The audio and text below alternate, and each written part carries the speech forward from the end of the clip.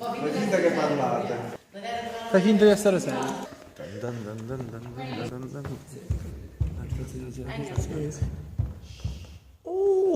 Perciò buonasera. oggi tocca a voi due. Gabriele, tu spostati. Parliamo Quale con- Gabriele? Quale Perché Gabriele? siamo Sì, due ma- Gabriele, hai quindi ragione. Ciao Gabriele. Buonasera. Allora, anche Gabriele è uno dei nuovi arrivati. Parla un pochettino di te.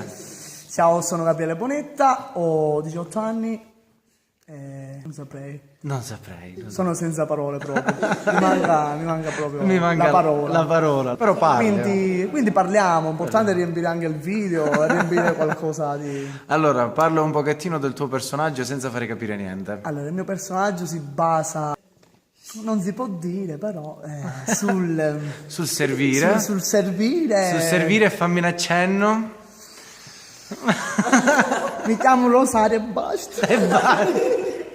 Non fare capire niente però. No, gioia. Silenzio, silenzio. Mamma mia. Ciao Gabriele.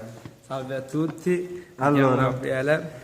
Anche tu ti chiami Gabriele? Sì, sì. Sì, ne abbiamo due Gabrieli quest'anno. Anche Gabriele è uno dei nuovi arrivati. degli ultimi. Uno degli ultimi, uno dei nuovi. Parlaci un pochettino di te. Sono Gabriele Curto, ho 17 anni. Nella vita faccio tante Non posso cose. stare solo 5 giorni!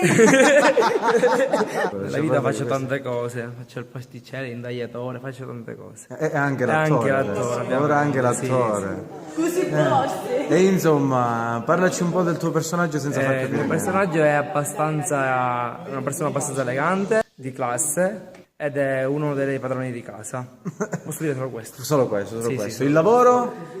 Ex cuoco. Ex cuoco, Ci rientro bravo, mi completamente. sei piaciuto, mi sei piaciuto. Saluta. Arrivederci.